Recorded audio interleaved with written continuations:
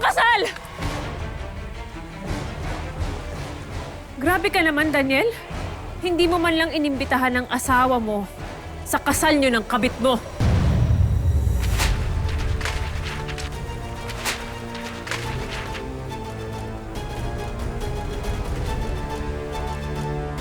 I am so sorry, Selena. But we cannot push through with the wedding. Totoo ang marriage certificate na ito. At illegal itong gagawin.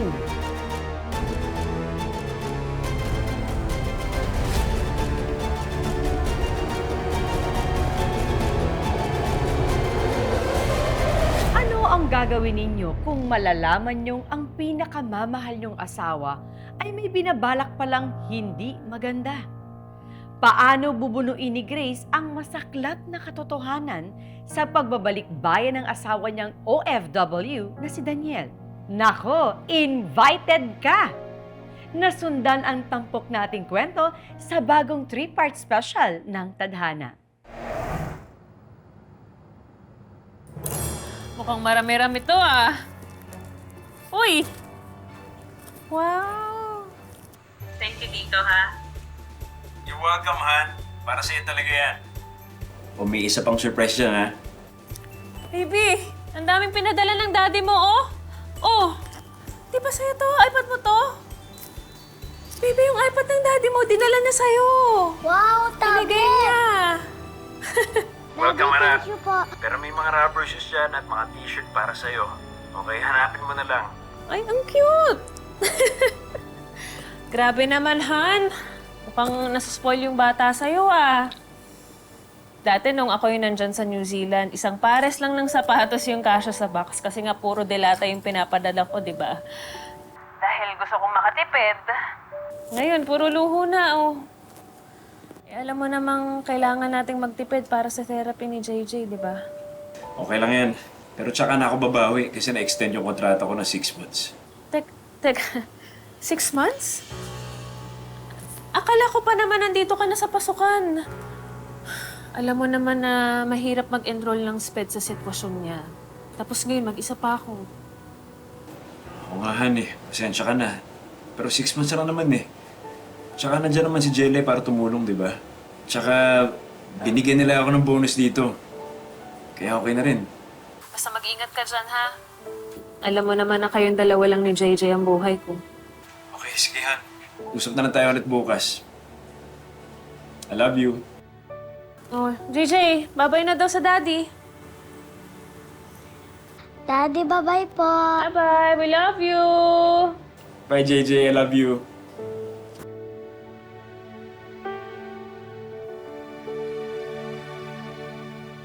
Oh, pagod ka na. Na-excite ka masyado. Yan tuloy, pinawisan ka na. Baby, wag mong iwawala tong kwintas, ha? Importante to. Ano man mangyari, saan ka man mapunta, basta suot mo tong kwintas na to, safe ka palagi. Okay? Opo, Mami.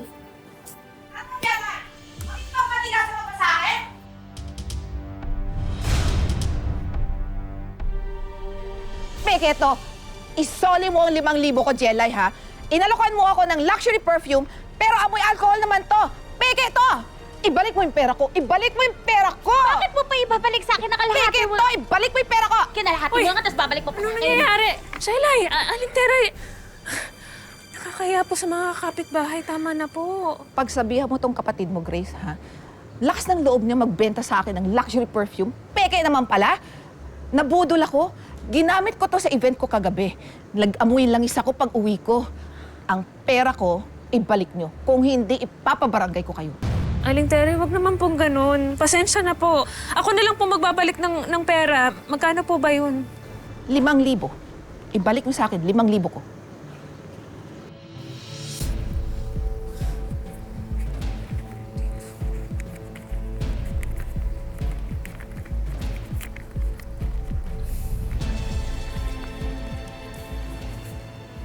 Buti pa si Grace, madaling kausap. Ikaw, sa susunod, huwag mo na akong aalokin ng mga kung ano-anong basura mo dyan, ha? Kung hindi, baka ihampas ko sa mukha mo lahat ng mga pinagbebenta mo! Magparipad ka pa. Sabi mo, nagpapahuhan ka rin. Uy! Chelay, ano nangyayari? Ano bang iniisip mo? Kay Aling Teray ka pa talaga nagbenta ng peking gamit. Eh, alam mo namang numero unong iskandalo sa chismoso yan dito sa subdivision, di ba? Ate, hindi ko naman alam. Ang alam ko, original to. So, hindi ko kasalanan yun. Yung supplier ang may kasalanan. At saka racket ko lang din naman to eh. Pandagdag pa, kinapos ako eh. Umorder kasi ko ng mga makeup galing Korea. Di ba may photoshoot ako para sa portfolio ko? Ay, Chelay, ayusin mo naman yung mga desisyon mo sa buhay. Pati ako nadadamay eh. Tandaan mo, hindi na ako nagtatrabaho sa New Zealand. At yung Kuya Daniel mo, hindi habang buhay nasa ibang bansa yan na para tumulong sa atin.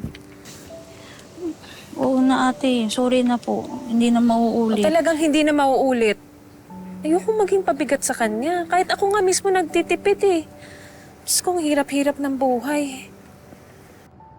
Kaya gusto ko na rin maging OFW ate. Kasi nawawala na rin ako ng pag-asa minsan sa sobrang hirap ng buhay. Kaya nga ikaw Diyos ko. Paano mo kinakaya mag-isa na ikaw ang nag-aalaga kay JJ? Eh, alam naman nating special child yung bata. Hindi kinakaya ko. Wala naman akong choice, di ba? Lahat naman kinakaya ko para sa pamilya.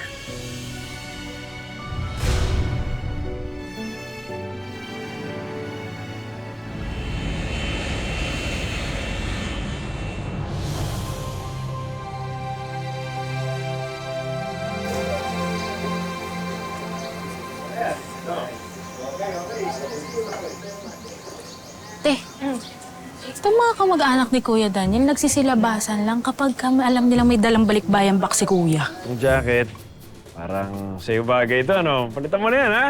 Oh, para sa'yo. Siyempre, para sa mga pinsan ko.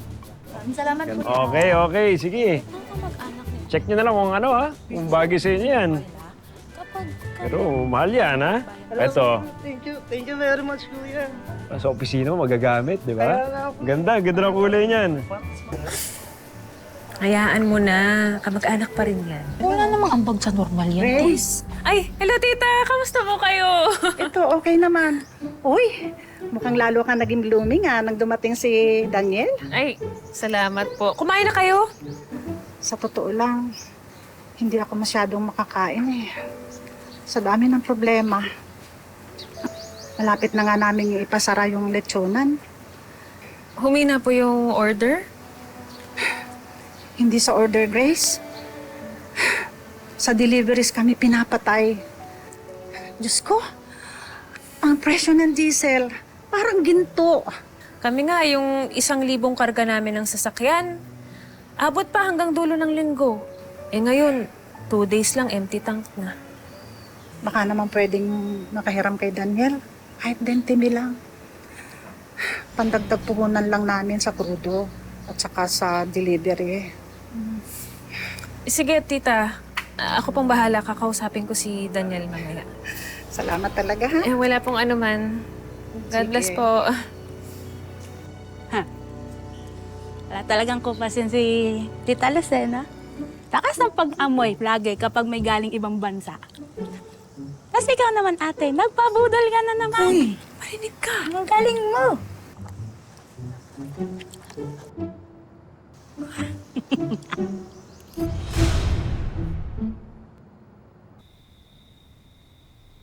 Han. Tama na yan. Pahinga na tayo. Eh kasi baka bumaho tong mga damit mo sa maleta kung hindi ko aayusin.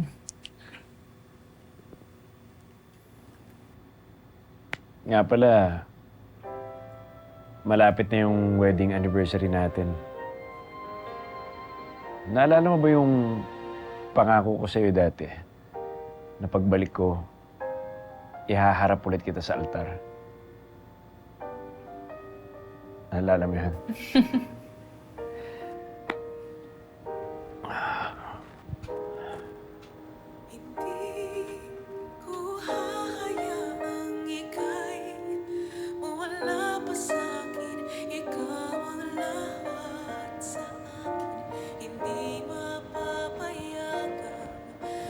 May regalo ako para sa'yo.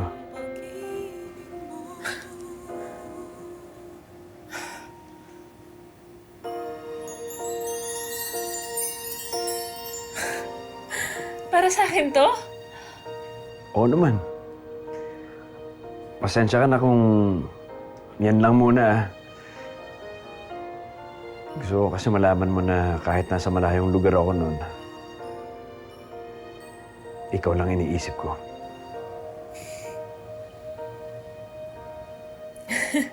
Halika, suotan natin. Sige.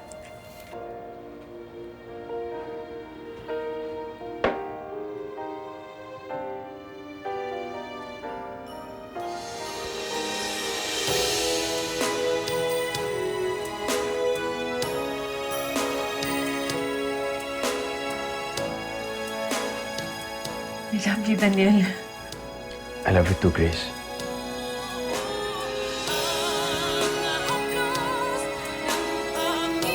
Halika, tulog na tayo.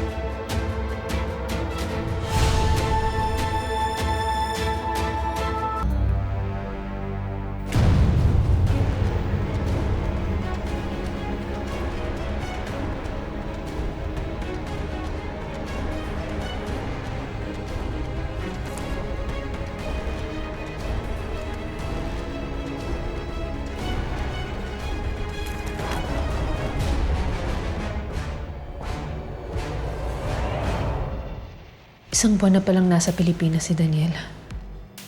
Pero ngayon lang nagpakita sa amin. Kanino siya umuwi? Grace, tama na yan.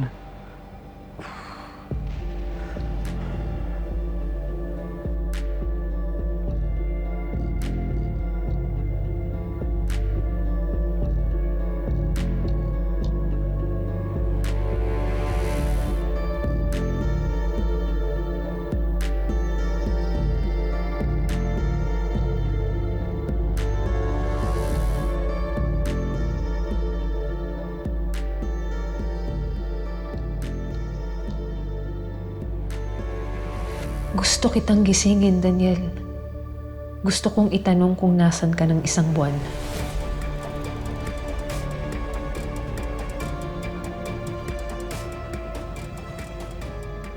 Pero natatakot ako.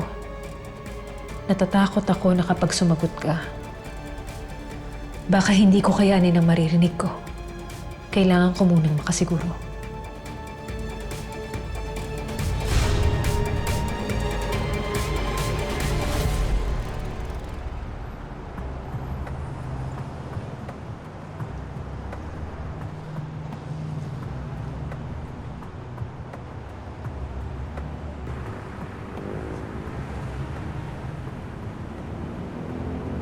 Hindi ba napapraning ka lang, te? Baka naman mamaya may dinaanan lang kumpare si kuya. O kaya totoong meron lang siyang dinaanan. Huwag ka muna mag-isip ng malala. Ma-high blood ka pa niyan. Ang sabi niya, pupunta lang daw siya ng munisipyo. Sumunod ako, pero hindi siya doon pumunta. Tapos ngayon, hindi ko alam kung nasan kami. Tsaka alam mo ba, isang buwan na pala siyang nandito, Jelay, pero hindi siya umuwi kaagad sa amin. Anong ginawa na ng isang buwan?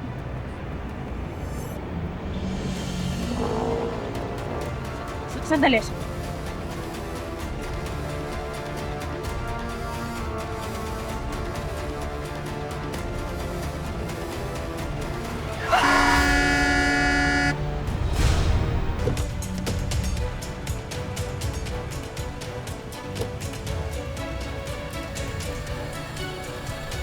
Grace? Grace Estrella? Selena Andrade? Hello! Hi! Grabe, it's you nga talaga, Grace! Ang tagal na natin hindi nakikita. Grabe, ibang-iba na yung itsura mo mula nung nag-New Zealand tayo. Ano ka ba? Ako lang to. I never got to thank you pala dun sa pagtulong mo sa akin bilang kaibigan when we were in New Zealand. Alam mo, ikaw nagbigay sa akin ng lakas ng loob to go on. Especially nung mga panahon na hirap ako tsaka nadidepress ako kasi akala ko hindi na ako makakalakad ulit. Mabuti naman. Oh, and I have good news. I'm getting married next month. Wow! Congrats! I'm happy for you. So, sino ang maswerteng lalaki? Actually, ayoko muna sanang i-disclose yung pangalan niya kasi alam mo na, baka majing. Kilala ko ba siya? Secret muna ha. Okay, sige. Anyway, I have to go. Kasi imi-meet pa namin yung wedding planner and then my husband-to-be is actually waiting for me over there. So, Sige. I'll go ahead.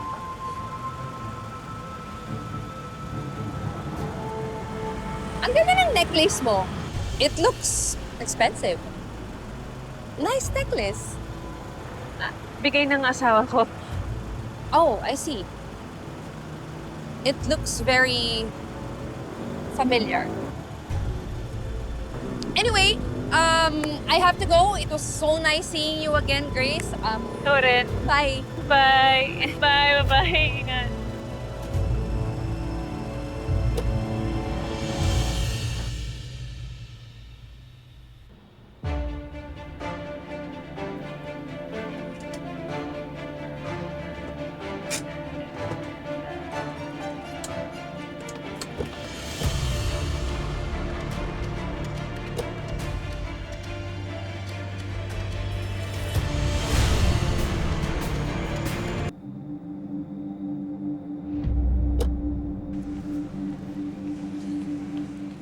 Ayun.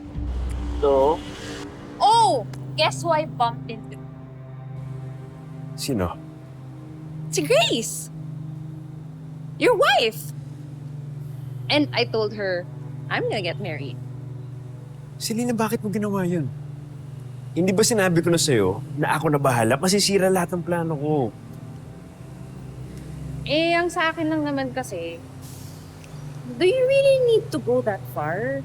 Bakit kailangan mong umuwi sa kanya tapos patulog sa isang kama? Selena, I already told you. Kailangan kong isipin niya na okay lang kami. Kapag nakuha ko ng buo yung tiwala niya, mas madaling mapalapit sa akin si JJ. Okay, mas madali ko makukuha si JJ na hindi niya nahahalata. And do you really think it's gonna be that easy? Paano mo mapapaniwala yung judge na sa'yo dapat napunta yung bata? Well, kailangan kong unti-untiin na mapalapit sa akin si JJ. I'll have to prove to him na mas masaya akong kasama kaysa kay Grace. Para pagdating sa korte, si JJ na mismo ang aayaw kay Grace. Pero hindi ko magagawa yun kung nagpapakita ka at nangingialam ka. Masisira lahat ng plano ko. Wala akong pakialam sa batang yun. Bakit ko naman gugustuhin yung alagaan ng anak niya sa ibang babae? Pero kung si JJ lang ang tanging paraan para matahimik na tong si Daniel at saka tuluyan niyang putulin ang koneksyon niya kay Grace, fine, I'll do it. I'm sure. Alam mo ba kung ano yung iniisip ko kanina nung kausap ko si Grace? Ano? Couldn't stand the thought of you and her sleeping in the same bed.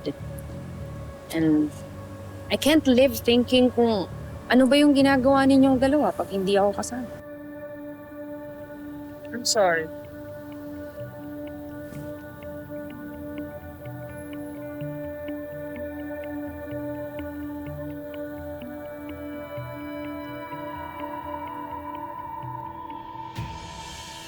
Selena, wag dito. But I want you now, Daniel. I want to remove any trace of Grace sa'yo. I have an idea.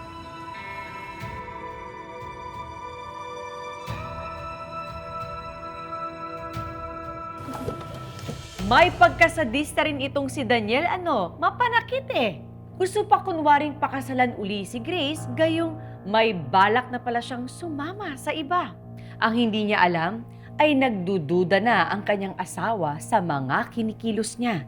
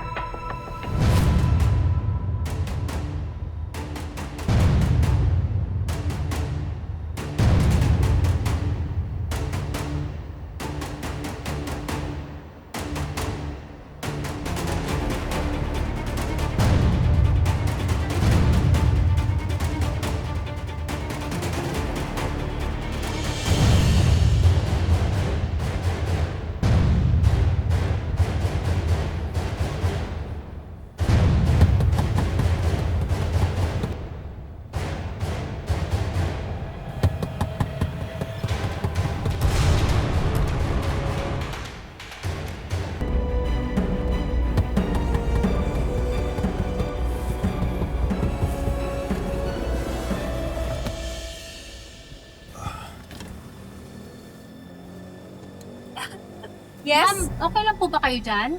Oo. May hinahanap lang kami kasi nalaglag yung sing-sing ko. Oo, yun eh. Hinahanap Bawal po kasi mag-park dito ng matagal. Okay, sige, don't worry. Aalis na rin naman kami. Sige po. Sige po, thank you. Thank you.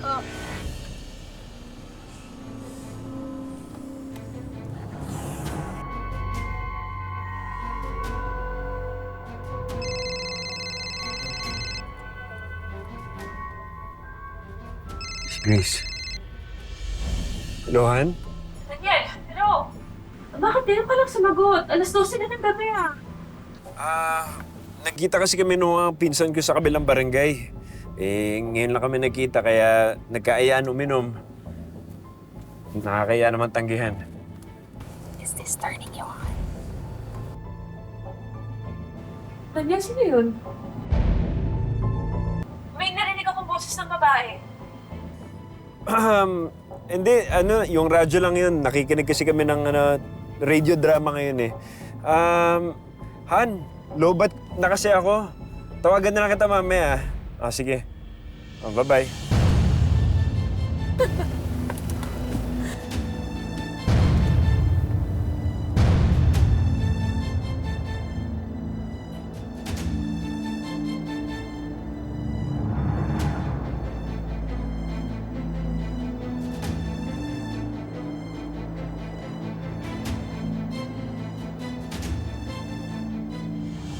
Sana nga tama si Jelay. Sana nga napapraning lang ako. Patunayan mo naman sa akin, Daniel, na ako pa din ang mahal mo.